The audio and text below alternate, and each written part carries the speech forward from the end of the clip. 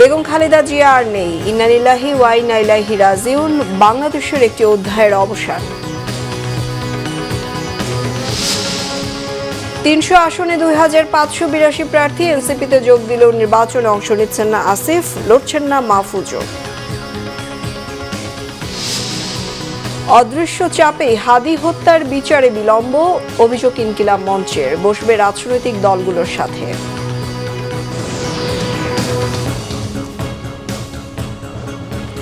Crown cement সংবাদ শিরোনাম দেখছিলেন, এবার বিস্তারিত। সাবেক প্রধানমন্ত্রী বিএনপি চেয়ারপারসন বেগম খালেদা জিয়া আর নেই, ইন্না লিল্লাহি ওয়া ইন্না ইলাইহি রাজিউন। রাজধানীর এভারকেয়ার হাসপাতালে মঙ্গলবার সকাল ৬টার দিকে শেষ নিঃশ্বাস ত্যাগ করেন তিনি। এর আগে মা বেগম খালেদা জিয়াকে দেখতে রাতে হাসপাতালে গেছেন বিএনপির ভারপ্রাপ্ত চেয়ারম্যান তারেক রহমান এবং তার স্ত্রী ডাক্তার জোবায়দা রহমান। মায়ের অবস্থার অবনতির খবর পেয়ে সোমবার রাত 10:15টার দিকে তারেক রহমান এভারকেয়ার হাসপাতালে পৌঁছান। সে সময় তিনি চিকিৎসকদের সাথে কথা বলেন। রাতে বেগম খালেদা জিয়ার স্বাস্থ্যের সর্বশেষ অবস্থা সম্পর্কে সাংবাদিকদের ব্রিফ করেন তার ব্যক্তিগত চিকিৎসক ও বিএনপির স্থায়ী কমিটির সদস্য ডাক্তার AJM জাহিদ হোসেন।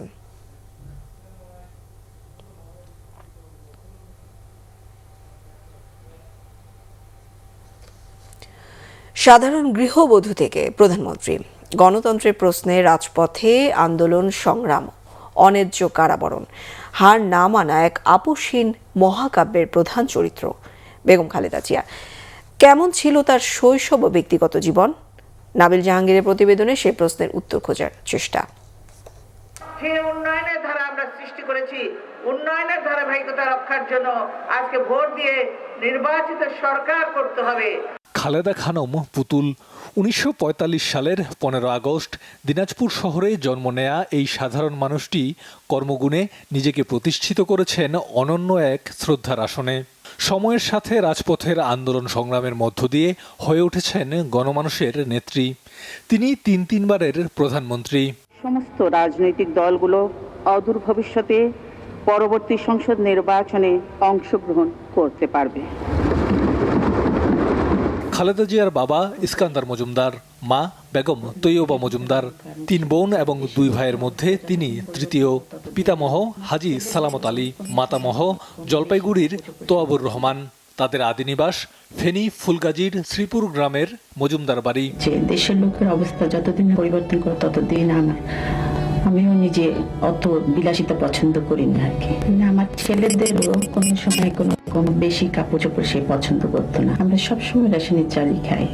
বাবা ইস্কান্দার মজুমদার ছিলেন একজন ব্যবসায়ী। ১৯৮৪ সালের ১৫ নভেম্বর মৃত্যুবরণ করেন ইস্কান্দার মজুমদার। বেগম খালেদা জিয়ার মা বেগম তৈয়বা মজুমদার ছিলেন একান্তভাবে একজন গৃহিণী। ছোট ভাই সাইদ ইস্কান্দার ২০০১ সালে বিএনপি থেকে ফেনী ১ আসনে সংসদ সদস্য নির্বাচিত হন। খালেদা খানম পুতুল ৫ বছর বয়সে দিনাজপুরের মিশন স্কুলে ভর্তি হন। ১৯৬০ সালে matriculation Dinajpur government high school থেকে। ১৯৬০ সালের আগস্ট মাসে তখনকার সেনাবাহিনীর ক্যাপ্টেন জিয়াউর রহমানের সাথে বিবাহ বন্ধনে আবদ্ধ হন। এরপর থেকে তিনি খালেদা জিয়া বা বেগম খালেদা জিয়া নামে পরিচিতি লাভ করেন। এখানকার উদ্যোক্তাদের বাংলাদেশে বিনিয়োগে উদ্বুদ্ধ করতে হবে। আমাদের উদার ও প্রতিযোগিতামূলক বিনিয়োগ নীতি সম্পর্কে তাদের জানাতে হবে। তাদের সাথে দেশে যৌথ বিনিয়োগের উদ্যোগও আপনারা নিতে পারেন। রাজনীতিতে আসার আগ পর্যন্ত বেগম জিয়া একজন সাধারণ গৃহবধূর জীবনযাপন করেছেন। মূলত 2 সন্তানকে লালন পালন ও ঘরের কাজ করেই সময় কাটাতেন। জিয়াউর রহমান বাংলাদেশের রাষ্ট্রপতি থাকাকালীনও রাজনীতিতে বেগম জিয়ার উপস্থিতি ছিল না। পেস্লিপ যা আসতো আর কি 2200 বোধহয় উনি 10% আবার দিয়ে দিতেন। তো তার মধ্যে থেকে আমাকে সে 2000 টাকা দিত, ওর মধ্যেই আমার সংসার চালাতে হতো। তবে রাষ্ট্রপতি জিয়াউর রহমানের মৃত্যুর পর বিএনপির নেতাকর্মীদের দাবির মুখে রাজনীতিতে পা রাখেন বেগম খালেদা জিয়া। স্বৈরাচার এরশাদ বিরোধী আন্দোলনে গণতন্ত্রের পক্ষে আপোষহীন নেতৃত্বের মধ্য দিয়ে দেশ ও জাতির ইতিহাসে গুরুত্বপূর্ণ স্থান দখল করে নেন, হয়ে ওঠেন আপোষহীন নেত্রী। দিন শেষে তিনিও মা। স্বামীর অবর্তমানে একা দায়িত্ব নিয়ে বড় করেছেন 2 ছেলেকে। 1-11 সময় অশ্রুসিক্ত নয়নে বিদেশে পাঠাতে বাধ্য হন মঈনুদ্দিন ফখরুদ্দিন সরকারের নির্যাতনের শিকার বড় ছেলে তারেক রহমানকে। 2015 সালে শেষ বিদায় জানাতে হয় ছোট ছেলে আরাফাত রহমান কোকোকে। নাবিল জাহাঙ্গীর, বাংলা ভিশন, ঢাকা। গৃহবধূ থেকে রাজনীতির আপসহীন নেত্রী হয়ে ওঠা বিএনপি চেয়ারপারসন বেগম খালেদা জিয়ার জীবনের দীর্ঘ সময় কেটেছে কারাগারে। সকল প্রলোভন উপেক্ষা করে নীতিতে তিনি আঁকড়ে থেকেছেন দেশ, মাটি ও মানুষকে। স্বৈরাচার এরশাদ আমলে কয়েক দফায় আটক, 111 সরকারের সময় কারাবাসেও আপোষ করেননি। সবশেষ সাজানো দুর্নীতি মামলায় কারাদণ্ডেও নত হননি ফ্যাসিস্ট আওয়ামী লীগ সরকারের কাছে। আরও জানাচ্ছেন মহিবুল্লাহ মুহিব। জাতীয় সংসদ হবে জাতীয় রাজনৈতিক কেন্দ্রবিন্দু। কুসুমাস্তীর্ণ ছিল না স্বাধীন বাংলাদেশের প্রথম নারী প্রধানমন্ত্রী, গণতন্ত্রের মাতা আপসহীন নেত্রী বেগম খালেদা জিয়ার জীবনও নানা সংকট আর প্রতিবন্ধকতার পাশাপাশি তার জীবনের দীর্ঘ সময় কেটেছে কারাগারে।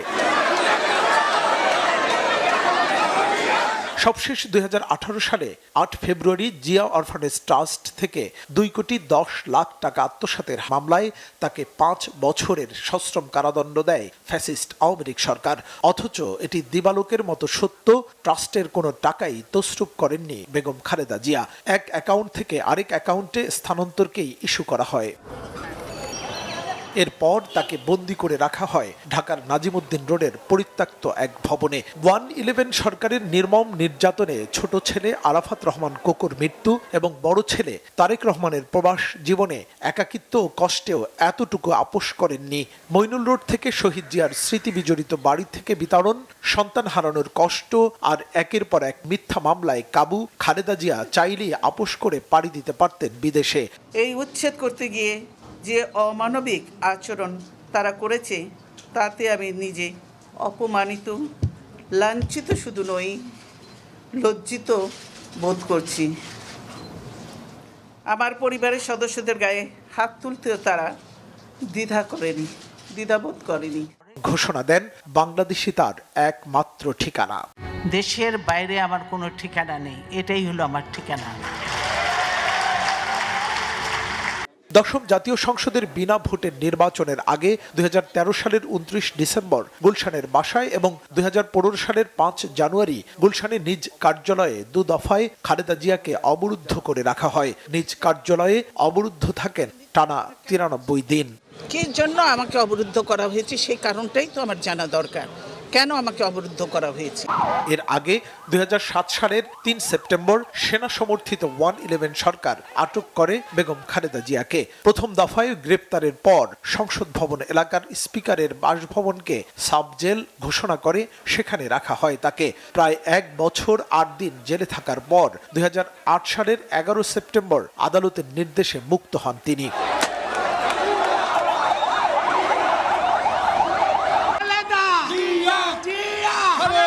গৃহবধূ থেকে রাজনীতির মাঠ উত্তাল করে আলো ছড়িয়েছেন দেশনেত্রী খ্যাত এই রাজনীতিক। এর বিপরীতে প্রতিশ্রুতি ভেঙে 1986 সালে স্বৈরশাসক এরশাদের সাথে আপোষ রফার নির্বাচন করে আওয়ামী লীগ ও জামাত। অন্যদিকে সকল প্রলোভন পায়ে দোলে নিজের সিদ্ধান্তে অটল থাকেন শহীদ জিয়ার সহধর্মিণী। তখন থেকেই দেশের মানুষের মনের মণিকোঠায় জায়গা তার। যে বাংলাদেশের উন্নয়নের চাবি হলো বাংলাদেশের জনগণের কাছে। আপনাদের নিজ নিজ এলাকার উন্নয়নের চাবি আপনাদের হাতে। মুহিবুল্লাহ মুহিব, বাংলা ভিশন, ঢাকা। বিএনপির ভারপ্রাপ্ত চেয়ারম্যান তারেক রহমান অল্প অল্প করে হলেও দেশের জন্য কাজ করতে নেতাকর্মীদের আহ্বান জানিয়েছেন। তিনি যতটুকু সম্ভব দেশের জন্য কাজ করে দেশকে গড়ে তুলতে তাদের প্রতি অনুরোধ জানান। 1.5 যুগেরও বেশি সময় পর নয়াপল্টনের কেন্দ্রীয় কার্যালয়ে গেলে নেতাকর্মীদের অভিবাদনের জবাবে তিনি আহ্বান জানান। আহমেদ সরোয়ারের রিপোর্ট। আমাদের যার যতটুকু অবস্থান আছে সেখান থেকে আসুন, আমরা আমাদের দেশটাকে নতুন করে গড়ে তোলার চেষ্টা করি। যার পক্ষে যতটুকু সম্ভব আমরা সচেষ্ট হই দেশের জন্য। কোথাও যদি রাস্তায় একটি কাগজ পড়ে থাকে, ময়লা হয়ে থাকে, দরকার সেটাকে আমরা সরিয়ে দিব। এইভাবে ছোট ছোট করে কাজ করার মাধ্যমে আমরা দেশটাকে গড়ে তুলে আসুন। আর এখন আমি সকলকে অনুরোধ করব, দ্রুত আমরা রাস্তাটাকে খালি করে দেই যাতে সাধারণ মানুষ চলাফেরা করতে পারে। সকলে ভালো থাকবেন ইনশাআল্লাহ। আমার জন্য দোয়া করবেন, দেশপ্রেমিক খালেদা জিয়ার সুস্থতার জন্য দোয়া করবেন। আল্লাহ হাফেজ। বাংলাদেশ জিন্দাবাদ। প্রায় ১৯ বছর পর পার্টি অফিসে সমবেত নেতাকর্মীদের অভিবাদনের জবাবে এমনই প্রতিক্রিয়া ভারপ্রাপ্ত চেয়ারম্যান তারেক রহমানের।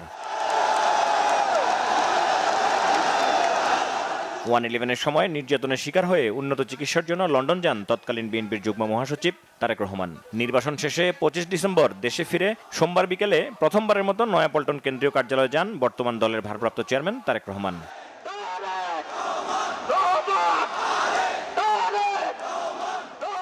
দলের সিনিয়র যুগ্ম মহাসচিব রুহুল কবির রিজভী সহ অন্য নেতারা তাকে স্বাগত জানান। পরে দলের কেন্দ্রীয় কার্যালয়ে নেতাদের সাথে অনানুষ্ঠানিক বৈঠক করেন তারেক রহমান। এদিকে তারেক রহমানের আগমন উপলক্ষে কড়া নিরাপত্তা ব্যবস্থা নেওয়া হয় নয়াপল্টন কেন্দ্রীয় কার্যালয়ে। আর তার আসার খবর পেয়ে আগ থেকেই ভিড় জমায় দলের বিভিন্ন স্তরের নেতাকর্মীরা। আহমেদ সরওয়ার, বাংলা ভিশন, ঢাকা। উৎসবমুখর পরিবেশে শেষ হয়েছে ত্রয়োদশ জাতীয় সংসদ নির্বাচনে প্রার্থীদের মনোনয়নপত্র সংগ্রহ ও জমাদান। বিএনপি ভারপ্রাপ্ত চেয়ারম্যান তারেক রহমান, জামায়াতের আমির ডক্টর শফিকুর রহমান, এনসিপির মুখ্য সমন্বয়ক নাসির উদ্দিন পাটোয়ারি সহ হেভিওয়েট প্রার্থীরা নির্বাচন করছেন ঢাকা মহানগর থেকে। শেষ দিনে ঢাকা বিভাগীয় কমিশনারের কার্যালয় এবং আঞ্চলিক কার্যালয়ের রিটার্নিং কর্মকর্তা ও সহকারী রিটার্নিং কর্মকর্তার কাছে মনোনয়নপত্র জমা দেন প্রার্থীরা। আরও জানাচ্ছেন সৈকত সাদিক। ত্রয়োদশ জাতীয় সংসদ নির্বাচনের ঘোষিত তফসিল অনুযায়ী রবিবার ছিল প্রার্থীদের মনোনয়নপত্র সংগ্রহ ও জমা দেওয়ার শেষ দিন। সকাল থেকেই সেগুনবাগিচা ঢাকা বিভাগীয় কমিশনার কার্যালয়ে রিটার্নিং কর্মকর্তার কাছে প্রার্থীরা মনোনয়ন ফর্ম জমা দেন। ঢাকা ১৭ আসনে বিএনপির ভারপ্রাপ্ত চেয়ারম্যান তারেক রহমানের পক্ষে মনোনয়ন ফর্ম জমা দেন বিএনপির চেয়ারপারসনের উপদেষ্টা ও নির্বাচনী প্রধান সমন্বয়ক আব্দুস সালামের নেতৃত্বে ৫ সদস্যের প্রতিনিধি দল। রিটার্নিং কর্মকর্তার হাতে তারা মনোনয়ন ফর্ম জমা দেন। সকলের ভোটে তিনি নির্বাচিত হয়ে আগামী দিনে বাংলাদেশের প্রধানমন্ত্রী হিসাবে দায়িত্ব পালন করে দেশের আজকে যে ক্রাইসিস, এই সংকট থেকে উত্তরণ ঘটানোতে উনি সচেষ্ট হবেন। ঢাকা ৮ আসন থেকে বিএনপির স্থায়ী কমিটির সদস্য মির্জা আব্বাসের পক্ষে মনোনয়ন ফর্ম জমা দেওয়া হয়। ঢাকা ৪ আসনের বিএনপির প্রার্থী তানবির আহমেদ রবিন, ঢাকা ৫-এ নবিউল্লাহ নবী, ঢাকা ৭-এ হামিদুর রহমান হামিদ, ঢাকা ৯-এ হাবিবুর রশিদ হাবিব এবং ঢাকা ১৮-তে এসএম জাহাঙ্গীর হোসেন রিটার্নিং কর্মকর্তার কাছে মনোনয়ন ফর্ম জমা দেন। নিরাপত্তা হুমকি বাধাগ্রস্ত করবে না। আমরা ইনশাল্লাহ এই হুমকি মোকাবেলা করেই নির্বাচনের দিকে এগিয়ে যাব। বাংলাদেশের ইতিহাসে একটি সুষ্ঠু নির্বাচন হবে এবং আমরা সেটা বিশ্বাস করি। সবাইকে একটাই মেসেজ, আমার ধানের শীষ আমার হাতে দিয়েছে, সবাই যেন ধানের শীষে ভোট দেয়। ঢাকা 13-তে মনোনয়ন ফর্ম জমা দেন সদ্য বিএনপিতে যোগ দেওয়া ববি হাজ্জাজ। মনোনয়নপত্র আরও জমা দিয়েছেন জাতীয় পার্টি, চরমোনাই ও বাম দলের প্রার্থীরাও। আরপিওতে নিশিরাতের ভিতরে হঠাৎ করে বদল আনা হয়েছে, যার জন্য আমরা এক মার্কায় জোটে সবাই যেতে পারবো না। আমরা সবকিছু অতিক্রম করে আগামী 12 ফেব্রুয়ারি আমরা বাংলাদেশের গণতান্ত্রিক অভিযাত্রার জন্য আমরা একটা মাইল ফলক আমরা তৈরি করতে পারবো। ঢাকা ৮ আসন থেকে মনোনয়ন জমা দেন এনসিপির মুখ্য সমন্বয়ক নাসির উদ্দিন পাটোয়ারি। তিনি বলেন, নির্বাচনী কৌশল হিসেবে তারা জামায়াতের সঙ্গে জোট করেছে। আমাদের জন্য কঠিন হলো এক ঐতিহাসিক সিদ্ধান্ত আমরা নিয়েছি। আমরা বাংলাদেশের দিকে তাকিয়ে এই সিদ্ধান্তটা নিয়েছি। ঢাকা 15 আসন থেকে জামায়াতের আমির ডাক্তার শফিকুর রহমানের পক্ষে আঞ্চলিক কার্যালয়ে মনোনয়ন ফর্ম জমা দেওয়া হয়। ঢাকা 14 আসন থেকে জামায়াতের প্রার্থী ব্যারিস্টার মীর আহমেদ বিন কাশেম আরমান মনোনয়ন ফর্ম জমা দিয়েছেন। নিশ্চিত করছি যে আমরা একটি নতুন রাজনৈতিক ধারার প্রত্যাবর্তন করব। এখন পর্যন্ত আমরা সেটা মেনটেন করে চলছি। নিয়ম মেনে প্রার্থীরা মনোনয়ন ফর্ম জমা দিয়েছেন বলে জানান রিটার্নিং কর্মকর্তা। এবার নির্বাচনের প্রার্থী হচ্ছেন তারা প্রত্যেকে আচরণবিধি মেনে এই তাদের যে নমিনেশন সাবমিশনের বিষয়টি তারা অনুসরণ করছেন। আমরা তাদেরকে পরামর্শ দিয়েছি যাতে আচরণবিধি ভঙ্গের কোনো ধরনের ঘটনা না ঘটে। তফসিল অনুযায়ী 30 ডিসেম্বর থেকে 4 জানুয়ারি পর্যন্ত চলবে যাচাই বাছাই। 21 জানুয়ারি প্রতীক বরাদ্দের পরই প্রার্থীরা প্রচারণা চালাতে পারবেন। প্রচারণা চলবে 10 ফেব্রুয়ারি পর্যন্ত, আর ভোট গ্রহণ হবে 12 ফেব্রুয়ারি। সৈকত সাদিক, বাংলা ভিশন, ঢাকা। বিএনপি প্রতিষ্ঠাতা সাবেক প্রেসিডেন্ট জিয়াউর রহমানের মৃত্যুর পর অন্তকোন্দল অনেক নেতার এরশাদের মন্ত্রিসভায় যোগদানে দলের বিপর্যয় ঠেকাতে ঐক্যের প্রতীক হিসেবে বেগম খালেদা জিয়ার রাজনীতিতে অভিষেক। দল টিকিয়ে রাখতে রাজপথকেই ঠিকানা বানান বেগম খালেদা জিয়া। দেশ ও মানুষের মুক্তির জন্য বেছে নেন সংগ্রামী জীবন। গ্রেফতার হন দফায় দফায়। এরশাদের অধীনে ৮৬ নির্বাচন বর্জন করে খেতাব পান আপসহীন নেত্রীর। নিয়াজ মাকদুমের রিপোর্ট।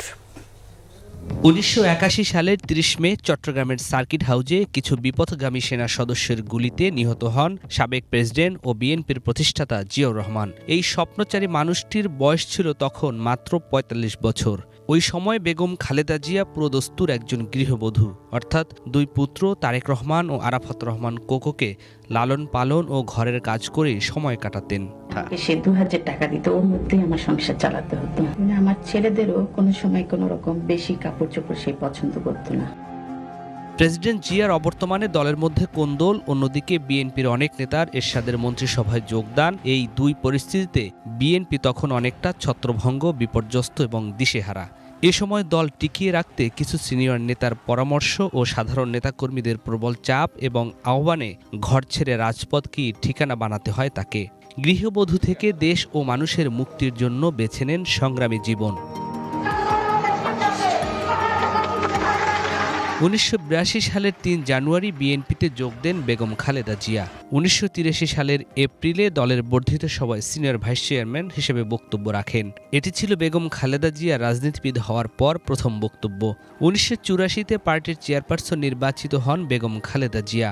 তার দায়িত্ব গ্রহণের পর বিএনপির কর্মী সমর্থক, ছাত্র যুবকদের মধ্যে উৎসাহ উদ্দীপনা বেড়ে যায়।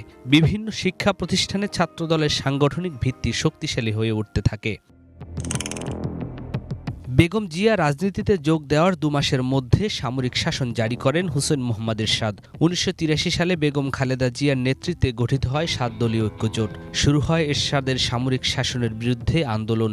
এই আন্দোলনে যোগ দেয় আওয়ামী লীগও। ৮৬ সালে ৫ দফার আন্দোলনে দেশ যখন উত্তাল, তখনই ২১শে মার্চ রাতে আওয়ামী লীগ সভানেত্রী শেখ হাসিনা আঁতাত করে এরশাদের অধীনে নির্বাচনে অংশ নেয়ার সিদ্ধান্ত নিলে ঐক্যবদ্ধ আন্দোলনে বাধার সৃষ্টি হয়। বেগম খালেদা জিয়ার দৃঢ়তায় আন্দোলন সামনে অগ্রসর হয়। নির্বাচন প্রত্যাখ্যান করে ঐক্যজোট। এরশাদ বিরোধী এই আন্দোলনে ১৯৮৩ সালের ২৮ নভেম্বর, ১৯৮৪ সালের ৩ মে, ১৯৮৭ সালের ১১ নভেম্বর গ্রেপ্তার হন বেগম খালেদা জিয়া। একজন গৃহবধূ রাজনীতিবিদের বলিষ্ঠ ও দৃঢ় নেতৃত্বে ১৯৮৭ সাল থেকে শুরু হয় এরশাদ হটাও এক দফার আন্দোলন। তীব্র প্রতিবাদের মুখে সংসদ ভেঙে দিতে বাধ্য হন এরশাদ। দীর্ঘ ৮ বছর টানা নিরলস সংগ্রামের মধ্য দিয়ে পতন হয় এরশাদ সরকারের। বেগম খালেদা জিয়া পান আপসহীন নেত্রীর উপাধি। ১৯৯১ সালের ২৭ ফেব্রুয়ারি অনুষ্ঠিত সংসদ নির্বাচনে বিএনপি সংসদে যায়। বেগম খালেদা জিয়া বাংলাদেশের প্রথম নারী প্রধানমন্ত্রী হন। জীবনের প্রথম নির্বাচনে ৫টি আসনে অংশ নিয়ে ৫টিতেই জয়লাভ করেন বেগম খালেদা জিয়া। ২০০৭ সালে তত্ত্বাবধায়ক সরকার এলে ওই বছরের ৩ সেপ্টেম্বর চতুর্থবারের মতো গ্রেপ্তার হন বেগম খালেদা জিয়া। এরশাদের শাসন আমলে ১৯৮৩, ৮৪ এবং ৮৭ সালে তাকে ৩ দফায় আটক করা হলেও কারাগারে নেওয়া হয়নি। কিন্তু এবারে বেগম খালেদা জিয়াকে কারারুদ্ধ করা হয়। পরে ২০০৮ সালের ১১ সেপ্টেম্বর জামিনে মুক্তি পান। সেনা সরকারের বিরুদ্ধে আন্দোলনেও ছিলেন আপোষহীন। ২০১৪ সালের ৫ জানুয়ারি নির্বাচনকে প্রত্যাখ্যান করে সমাবেশের ডাক দেয় বিএনপি। এর আগেই ৩ জানুয়ারি রাতে পুলিশ গুলশান কার্যালয়ের মূল ফটকে তালা লাগিয়ে দেয়। একই সঙ্গে কার্যালয়ের সামনে বিপুল পুলিশ মোতায়েন এবং রাস্তায় ইট, বালু ও মাটি ভর্তি ১১টি ট্রাক দিয়ে চলাচলের পথ বন্ধ করে দেয়া হয়। ৫ জানুয়ারি বের হওয়ার চেষ্টা করলে পেপার স্প্রে ছোড়ে পুলিশ। এরপর থেকে ৯২ দিন তিনি কার্যালয়ে অবরুদ্ধ থাকেন। ২০১৮ সালের ৮ ফেব্রুয়ারি জিয়া অরফানেজ ট্রাস্ট দুর্নীতি মামলায় দ্বিতীয়বারের মতো পুরান ঢাকার নাজিমউদ্দিন রোডের কারাগারে যান বেগম খালেদা জিয়া। সাবেক এই প্রধানমন্ত্রী তার বর্ণাঢ্য রাজনীতিতে জিয়া অরফানেজ ট্রাস্ট সহ ৩৭ মামলার বোঝা এবং সময়মতো বিদেশে চিকিৎসা না পাওয়ার আক্ষেপ রয়ে গেছে। আমি কার কাছে এসবের প্রতিকার চাইব? আমি এর বিচারের ভার মহান আল্লাহ ও প্রিয় দেশবাসীর উপর ছেড়ে দিলাম। ২০২৪ সালের ৫ আগস্ট ছাত্র জনতার অভ্যুত্থানের মাধ্যমে আওয়ামী লীগ সরকারের পতন হয়। ৬ আগস্ট রাষ্ট্রপতির নির্বাহী আদেশে তাকে সব দণ্ড থেকে পুরোপুরি মুক্তি দেয়া হয়। ১৯ আগস্ট ২০০৭ সাল থেকে জব্দ করা ব্যাংক অ্যাকাউন্ট, জাতীয় রাজস্ব বোর্ড দ্বারা অবরোধ মুক্ত করা হয়। রাজনৈতিক পট পরিবর্তনের পর 2025 সালের 7 জানুয়ারি রাতে উন্নত চিকিৎসার জন্য কাতারের আমিরের পাঠানো বিশেষ এয়ার অ্যাম্বুলেন্সে তিনি ঢাকা ত্যাগ করেন এবং 8 জানুয়ারি লন্ডনে পৌঁছান। চিকিৎসকরা সেখানে থাকার কথা বললেও 6 মে তিনি দেশে ফেরেন। 80 বছর বয়সী বেগম খালেদা জিয়া দীর্ঘদিন ধরে liver cirrhosis, arthritis, diabetes, kidney, ফুসফুস এবং চোখের সমস্যা সহ নানা জটিলতায় ভুগছিলেন। 2025 সালের 23 নভেম্বর শ্বাসকষ্ট দেখা দিলে দ্রুত তাকে এভারকেয়ার হাসপাতালে নেওয়া হয়। গুরুতর অসুস্থ ও সংকটাপন্ন হওয়ায় চিকিৎসার জন্য বিদেশে নেওয়ার সিদ্ধান্ত হলেও শেষ পর্যন্ত স্বাস্থ্যের অবনতির কারণে বিদেশে নেওয়া যায়নি। ঢাকায় থেকেই তাকে চিকিৎসা নিতে হয়েছে। বেগম খালেদা জিয়া শুধুমাত্র একজন রাজনীতিবিদ ছিলেন না, দলমত নির্বিশেষে সব মানুষের কাছে ছিলেন শ্রদ্ধাভাজন। কোটি মানুষের ভালোবাসায় এক শূন্যতা তৈরি করে চলে গেলেন পরপারে, দিয়ে গেলেন অন্যায়ের সামনে মাথা না নোয়ানোর শিক্ষা। বেগম খালেদা জিয়ার মৃত্যুতে একজন বিরল অভিভাবক হারালো লাল সবুজের বাংলাদেশ। নিয়াজ মাখদুম, বাংলা ভিশন, ঢাকা।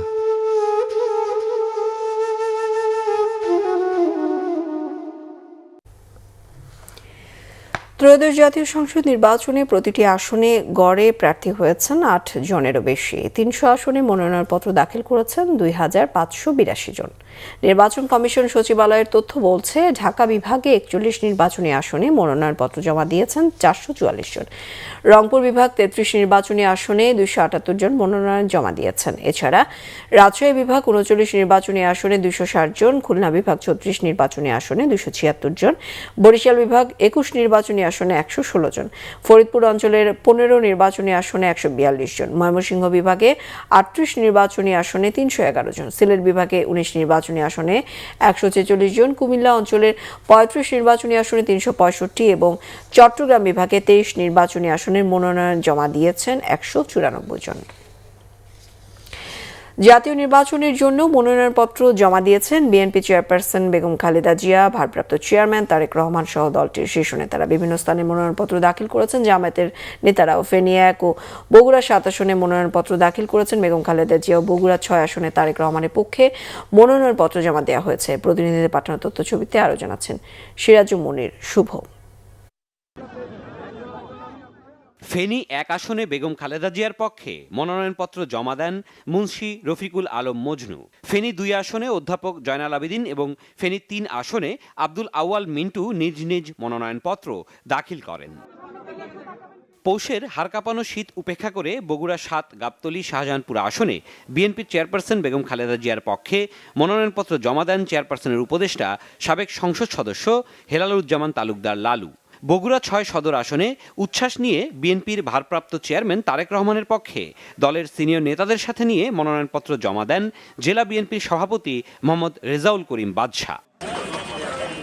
ঠাকুরগাঁওয়ে দলীয় কার্যালয় থেকে রিকশায় চড়ে জেলা রিটার্নিং কর্মকর্তার কাছে মনোনয়ন দাখিল করেন বিএনপি মহাসচিব মির্জা ফখরুল ইসলাম আলমগীর। মনোনয়ন জমা দেওয়ার আগে দলীয় কার্যালয়ে আলোচনা সভায় অংশ নেন তিনি। বলেন, সব ধর্মের মানুষকে নিয়ে শান্তিপূর্ণভাবে দেশ চালাতে চায় বিএনপি। আমরা এখানে কিছু শান্তিপূর্ণভাবে বাস করি। আমরা হিন্দু, মুসলমান, বৌদ্ধ, খ্রিস্টান, আমরা সবাই ভাই ভাইয়ের মতো বাস করি। এখানে অনেকে চেষ্টা করে কিছু বিভেদ সৃষ্টি করার জন্য, কিন্তু আমরা ঠাকুরগাঁতে কিন্তু এই বিভেদ আমরা কখনোই করিনি। নোয়াখালী 2 আসনে বিএনপি মনোনীত প্রার্থী জয়নুল আবদিন ফারুক মনোনয়নপত্র দাখিল করেছেন। চট্টগ্রামে বিএনপির হেভিওয়েট প্রার্থী আমির খসরু মাহমুদ চৌধুরী মনোনয়নপত্র জমা দিয়েছেন। চট্টগ্রামের বন্দর পতেঙ্গা আসনের জন্য চট্টগ্রাম আঞ্চলিক নির্বাচন কর্মকর্তার কার্যালয়ে মনোনয়নপত্র জমা দেন তিনি। চট্টগ্রাম 2 আসনের বিএনপি মনোনীত প্রার্থী সরোয়ার আলমগীরও মনোনয়ন জমা দিয়েছেন। এই সংসদ জনগণের কাছে দায়বদ্ধ থাকবে। বাংলাদেশের মানুষ তার মালিকানা ফিরে পেয়েছে, এটা আজকে আনন্দের দিন। আমরা আজকে গণতন্ত্রের দিকে যাচ্ছি। নরসিংদী 2 পলাশ আসনে মনোনয়ন ফরম জমা দিয়েছেন বিএনপির স্থায়ী কমিটির সদস্য ও বিএনপি প্রার্থী ডক্টর আব্দুল মঈন খান। সাতক্ষীরা 1 তালা কলারোয়া আসনে মনোনয়নপত্র জমা দিয়েছেন বিএনপির কেন্দ্রীয় নেতা ও সাবেক এমপি হাবিবুল ইসলাম হাবিব। ফরিদপুর ২ আসনে মনোনয়ন জমা দিয়েছেন বিএনপির কেন্দ্রীয় কমিটির সাংগঠনিক সম্পাদক শামা ওবায়দ ইসলাম। ঢাকা ২ আসনে মনোনয়নপত্র জমা দিয়েছেন আমানুল্লাহ আমান। শেষ দিনে ঢাকা ৩ আসনে মনোনয়ন ফরম জমা দিয়েছেন বিএনপির স্থায়ী কমিটির সদস্য গয়েশ্বর চন্দ্র রায়। মুন্সিগঞ্জে জেলার সংসদীয় ৩টি আসনে দলীয় প্রার্থীরা মনোনয়নপত্র দাখিল করেছেন। মুন্সিগঞ্জ ১ আসনের বিএনপি প্রার্থী শেখ মোহাম্মদ আবদুল্লাহ দুপুরে মনোনয়নপত্র জমা করেন। কিশোরগঞ্জ ৬ ভৈরব আসনে বিএনপির সাংগঠনিক সম্পাদক শরীফুল আলম মনোনয়নপত্র জমা দেন। কুমিল্লা ১ আসনের বিএনপি প্রার্থী ডক্টর খন্দকার মোশাররফ হোসেন সহকারী রিটার্নিং কার্যালয়ে মনোনয়নপত্র জমা দেন। কুমিল্লা ৪ আসনে জামায়াত নেতৃত্বাধীন জোট থেকে মনোনয়নপত্র জমা দিয়েছেন জাতীয় নাগরিক পার্টির দক্ষিণাঞ্চলের মুখ্য সংগঠক হাসনাত আবদুল্লাহ। এ সময় তার সাথে ছিলেন জামায়াত নেতা সাফুল ইসলাম শহীদ। রাষ্ট্রের স্থানীয় থেকে জাতীয় পর্যায়ে সব জায়গায় যেন ইনসাফ প্রতিষ্ঠিত হয়, দুর্নীতি যেন মুক্ত হয়। আমাদের দুর্নীতি বিরোধী যেই আমাদের এই জোটের যে মনোভাব সেটি আমরা প্রতিষ্ঠিত রাখব। সিলেটের ৬টি আসনে মনোনয়নপত্র জমা দিয়েছেন প্রার্থীরা। হবিগঞ্জ ১ আসনে ডক্টর রেজা কিবরিয়া দলীয় মনোনয়নপত্র জমা দেন। খুলনা ১ আসনে বিএনপির আমির এজাজ খান ও জামায়াতের সেক্রেটারি জেনারেল গোলাম পরোয়ার মনোনয়ন ফরম জমা দিয়েছেন। খুলনা ২ আসনে মনোনয়ন ফরম জমা দেন বিএনপির নজরুল ইসলাম মঞ্জু। লালমনিরহাটের শেষ দিনে মনোনয়নপত্র জমা দিয়েছেন বিএনপির জাতীয় নির্বাহী কমিটির সাংগঠনিক সম্পাদক অধ্যক্ষ আসাদুল হাবিব দুলু। দুপুরে বিএনপির অস্থায়ী কার্যালয়ে দোয়া শেষে জেলা রিটার্নিং কর্মকর্তার কাছে মনোনয়নপত্র জমা দেন তিনি। মানিকগঞ্জ ১ আসনে বিএনপি মনোনীত প্রার্থী এস এ জিন্না কবির মনোনয়ন জমা দিয়েছেন। ময়মনসিংহ ১ হালুয়াঘাট ধোবাউড়া আসনে বিএনপি মনোনীত প্রার্থী ও দলের যুগ্ম মহাসচিব সৈয়দ ইমরান সালেহ প্রিন্স মনোনয়নপত্র দাখিল করেছেন। ময়মনসিংহ ৪ সদর আসনে বিএনপি মনোনীত প্রার্থী আবু ওয়াহাব আকন্দ ও ময়মনসিংহ ৫ আসনে মনোনয়ন জমা দিয়েছেন জাকির হোসেন বাবলু। সিরাজগঞ্জ ২ সদর কামারখন্দ আসনে মনোনয়নপত্র জমা দিয়েছেন বিএনপির স্থায়ী কমিটির সদস্য ইকবাল হাসান মাহমুদ টুকু। নীলফামারী ২ সদর আসনে ধানের শীষের প্রার্থী ইঞ্জিনিয়ার শাহরিন ইসলাম তুহিনের পক্ষে মনোনয়নপত্র জমা দিয়েছেন জেলা বিএনপির সিনিয়র যুগ্ম আহ্বায়ক সোহেল পারভেজ। সিরাজুম মনির শুভ, বাংলা ভিশন, নিউজ ডেস্ক। এনসিপিতে যোগ দিয়েছেন সাবেক উপদেষ্টা আসিফ মাহমুদ সজীব ভুঁইয়া, তবে অংশ নিচ্ছেন না এবারের জাতীয় নির্বাচনে। পেয়েছেন দলের মুখপাত্র এবং নির্বাচন পরিচালনা কমিটির প্রধানের দায়িত্ব। জুলাই আন্দোলনের শহীদ ও আহতদের আকাঙ্ক্ষা বাস্তবায়নেই তার এনসিপিতে যোগদান বলে জানিয়েছেন সাবেক এই উপদেষ্টা। এদিকে নির্বাচনে অংশ নিচ্ছেন না সাবেক তথ্য উপদেষ্টা মাহফুজ আলমও। আরও জানাচ্ছেন মামুন আবদুল্লাহ। নির্বাচনের আগে দল গোছানোর মধ্যেই জোট নিয়ে টানাপোড়েনে নেতাকর্মীদের পদত্যাগের ঘটনায় টালমাটাল অবস্থা জাতীয় নাগরিক পার্টি এনসিপিতে। এমন পরিস্থিতিতে উপদেষ্টা পরিষদ থেকে পদত্যাগ করা ২ জুলাই যোদ্ধা আসিফ মাহমুদ সজীব ভুঁইয়া ও মাহফুজ আলমের বিভিন্ন দলে যোগ দেয়া নিয়ে শোনা যাচ্ছিল নানা গুঞ্জন। অবশেষে সেই গুঞ্জনের অবসান ঘটালেন আসিফ মাহমুদ। সোমবার এনসিপির দলীয় কার্যালয়ে হাজির হলেন ২৪-এর গণঅভ্যুত্থানে একদিন আগেই ঢাকা চলো কর্মসূচির ঘোষণা দেয়া বৈষম্য বিরোধী আন্দোলনের এই নেতা। জানালেন সতীর্থদের দল এনসিপিতেই যোগ দেওয়ার কথা। শহীদদের এবং শহীদদের পরিবারের আহতদের যে আকাঙ্ক্ষা, বাংলাদেশের লক্ষ কোটি মানুষ যারা রাজপথে নেমে এসেছিলেন জীবনের তোয়াক্কা না করে, তাদের যে আকাঙ্ক্ষা, সেই আকাঙ্ক্ষা বাস্তবায়নের জন্য এই নির্বাচনকে কেন্দ্র করে আবারও সময় এসেছে ঐক্যবদ্ধ হওয়ার। সেই জায়গা থেকে আমি জাতীয় নাগরিক পার্টি এনসিপিতে আজকে যোগদান করছি। ব্রিফিংয়ে দলটির আহ্বায়ক নাহিদ ইসলাম জানান, আসিফ মাহমুদ সজীব ভুঁইয়াকে দলের মুখপাত্র এবং নির্বাচন পরিচালনা কমিটির প্রধানের দায়িত্ব দেওয়া হয়েছে। সারা দেশে এনসিপির পক্ষ থেকে ৪৭ জন মনোনয়ন ফর্ম জমা দিয়েছেন বলেও জানানো হয় সংবাদ সম্মেলনে।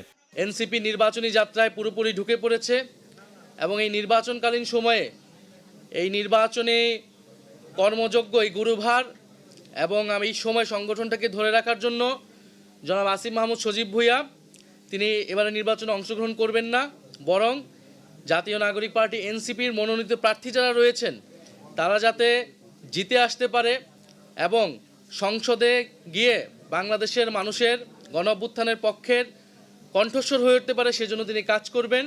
এদিকে আসন্ন জাতীয় নির্বাচনে অংশ না নেয়ার কথা জানিয়েছেন সাবেক তথ্য উপদেষ্টা মাহফুজ আলমও। গণমাধ্যমের কাছে তিনি একথা বলেন। আরও জানান, এনসিপির অংশ হচ্ছেন না তিনি। মামুন আবদুল্লাহ, বাংলা ভিশন, ঢাকা। নির্বাচনের আগে শান্তি বিঘ্নিত করার যে কোনো প্রচেষ্টা কঠোরভাবে মোকাবেলার হুঁশিয়ারি দিয়েছেন প্রধান উপদেষ্টা ডক্টর মোহাম্মদ ইউনূস। তিনি বলেন, নির্বাচনের জন্য সরকার সম্পূর্ণ প্রস্তুত। অবাধ, সুষ্ঠু ও শান্তিপূর্ণ নির্বাচন আয়োজনে সরকারের প্রতিশ্রুতি পুনর্ব্যক্ত করেন তিনি। যুক্তরাষ্ট্রের charge d'affaires Tracey Ann Jacobson রাষ্ট্রীয় অতিথি ভবন যমুনায় প্রধান উপদেষ্টার সাথে বিদায় সাক্ষাৎ করেন। সাক্ষাতে তারা আসন্ন জাতীয় নির্বাচন এবং গণভোটের পাশাপাশি বাণিজ্য, বেসামরিক বিমান চলাচল, অন্তর্বর্তী সরকারে গৃহীত শ্রম সংস্কার এবং দুদেশের মধ্যে সামগ্রিক দ্বিপাক্ষিক সম্পর্ক নিয়ে আলোচনা করেন। গত 17 মাস ধরে প্রধান উপদেষ্টার নেতৃত্বের প্রশংসা করেন এবং ফেব্রুয়ারি নির্বাচনের জন্য মার্কিন সরকারের সমর্থন পুনর্ব্যক্ত করেন দেশটির চার্চ দ্য অ্যাফেয়ার্স। আগের সরকারের আমলে দেশের শ্রমিক নেতাদের বিরুদ্ধে দায়ের করা 46টি মামলার মধ্যে 45টি প্রত্যাহারের জন্য তিনি অন্তর্বর্তী সরকারের প্রশংসা করেন। জবাবে প্রধান উপদেষ্টা নতুন শ্রম অধ্যাদেশকে চমৎকার আইন হিসেবে বর্ণনা করেন। খুন খারাপি, চুরি, ছিনতাই, শিশু ধর্ষণ সহ বিভিন্ন অপরাধে 2025 সালটি ক্যালেন্ডারের পাতায় ছিল এক উদ্বেগজনক বছর। মব ভায়োলেন্সে আইন হাতে তুলে নেওয়ার ঘটনাও ছিল চরম পর্যায়ে। ফলে সারা বছর কোথাও না কোথাও এর শিকার হয়েছে রাজনীতিবিদ থেকে শুরু করে সাধারণ মানুষ। এসব অপরাধের বেশিরভাগেরই বিচার হয়নি, কোনোটির রহস্য উদ্ঘাটন হয়নি। বিদায়ী বছরটির আলোচিত কিছু অপরাধের তথ্য ফজলে রাব্বির রিপোর্টে। সাল 2025, অন্তর্বর্তী সরকার শপথ গ্রহণের দ্বিতীয় বছর। আগের বছর ভেঙে পড়া আইন শৃঙ্খলা পরিস্থিতি ঠিক করার চেষ্টা বছরের শুরু থেকেই, কিন্তু সেই চ্যালেঞ্জ জয় থেকে গেছে প্রশ্নবিদ্ধ। তারপরও কোথাও কোথাও আইন শৃঙ্খলার আরও অবনতি হয়েছে। উদ্বেগজনক হারে বেড়েছে নারী ও শিশু নির্যাতনের ঘটনা। 2025 সালের প্রথম 11 মাসে 20,691টি নারী ও শিশু নির্যাতনের মামলা হয়েছে, যা গেল বছরের তুলনায় 4,000 বেশি। বছরের মার্চে মাগুরায় বোনের বাড়িতে বেড়াতে গিয়ে ধর্ষণের শিকার হয় 8 বছরের ছোট্ট শিশু। পরে চিকিৎসাধীন অবস্থায় মৃত্যু হয় শিশুটির। ক্ষোভে ফুঁসে ওঠে গোটা দেশ। বেড়েছে খুন খারাপিও। 2025 সালের প্রথম 11 মাসে দেশে হত্যা মামলা হয়েছে 3,509টি, যা গেল বছরের চেয়ে 281টি বেশি। সবচাইতে চাঞ্চল্যকর হত্যাকাণ্ড হিসেবে সামনে আসে পুরান ঢাকার মিটফোর্ডে পাথর দিয়ে থেতলে নৃশংসভাবে সোহাগ হত্যার ঘটনা। ওই ঘটনা সামাজিক যোগাযোগ মাধ্যমে ভাইরাল হলে দেশ জুড়ে তৈরি হয় তোলপাড়। বিদায়ী বছরের শুরুতেই রাজধানীর বনশ্রী ডি ব্লকের 7 নম্বর রোডে নিজ বাসার সামনে 160 ভরি স্বর্ণ ও নগদ অর্থ লুটের ঘটনায় সাধারণ মানুষের নিরাপত্তা নিয়ে প্রশ্ন ওঠে নানান মহলে। রাজধানীর ফরচুন শপিং মল থেকে দোকান ভেঙে 500 ভরি স্বর্ণ চুরির ঘটনাও ছিল আলোচিত। আধিপত্য বিস্তার নিয়ে বছর জুড়ে তোলপাড় চলেছে আন্ডারওয়ার্ল্ডেও। 25 মে রাতে বাড্ডা এলাকায় বন্ধুদের সঙ্গে আড্ডা দেওয়ার সময় গুলি করে হত্যা করা হয় বিএনপি নেতা কামরুল আহসান সাধনকে। পল্লবীতে যুবদল নেতা গোলাম কিবরিয়া হত্যাকাণ্ডের পেছনেও আন্ডারওয়ার্ল্ডের সংশ্লিষ্টতা উঠে আসে। বছরের শেষে আলোচিত ঘটনা ইনকিলাব মঞ্চের ওসমান হাদি হত্যা। এ নিয়ে জনমনে আতঙ্ক ও ক্ষোভের রেশ এখনো চলছে। এই রাজপথে আমরা থাকবো, আমরা নড়ছি না। ফজলে রাব্বি, বাংলা ভিশন, ঢাকা। আগামী নির্বাচন সুষ্ঠু ও নিরাপদ করতে বিজিবিকে সব ধরনের ব্যবস্থা নিতে নির্দেশ দিয়েছেন স্বরাষ্ট্র উপদেষ্টা অবসরপ্রাপ্ত lieutenant general Jahangir Alam Chowdhury. BGB দিবস উপলক্ষে পিলখানা সদর দপ্তরে বাহিনীতে কৃতিত্বপূর্ণ কাজের স্বীকৃতি হিসেবে 72 সদস্যকে বিভিন্ন ক্যাটাগরিতে পদক প্রদান করা হয়। এবছর 12 জনকে বর্ডার গার্ড বাংলাদেশ পদক বিজিবিএম, 24 জনকে রাষ্ট্রপতি বর্ডার গার্ড পদক পিবিজিএম, 12 জনকে বর্ডার গার্ড বাংলাদেশ পদক সেবা বিজিবিএমএস এবং 24 জনকে রাষ্ট্রপতি বর্ডার গার্ড পদক সেবা পিবিজিএমএস পদক দেওয়া হয়। এছাড়া অনুষ্ঠানে খেতাবপ্রাপ্ত বীর মুক্তিযোদ্ধাদের পরিবারকে সংবর্ধনা দেওয়া হয়। অনুষ্ঠানে স্বরাষ্ট্র উপদেষ্টা সীমান্তে মাদক পাচার ও চোরা কারবারিদের ঠেকাতে কঠোর ব্যবস্থা ও স্পর্শকাতর এলাকায় দায়িত্ব পালনে সতর্ক হওয়ার নির্দেশ দেন। প্রতিবেশী দেশের সঙ্গে যোগাযোগে আরও বেশি কৌশলী হওয়ারও আহ্বান জানান স্বরাষ্ট্র উপদেষ্টা লেফটেন্যান্ট জেনারেল জাহাঙ্গীর আলম চৌধুরী। সংবাদ শেষ করব ক্রাউন সিমেন্ট শিরোনামগুলো আর একবার জানিয়ে। বেগম খালেদা জিয়া আর নেই, ইন্না লিল্লাহি ওয়া ইন্না ইলাইহি রাজিউন। বাংলাদেশের একটি অধ্যায়ের অবসান। 300 আসনে 2582 প্রার্থী। এনসিপিতে যোগ দিলেও নির্বাচনে অংশ নিচ্ছেন না আসিফ, লড়ছেন না মাহফুজও। অদৃশ্য চাপেই হাদি হত্যার বিচারে বিলম্ব, অভিযোগ ইনকিলাব মঞ্চের, বসবে রাজনৈতিক দলগুলোর সাথে।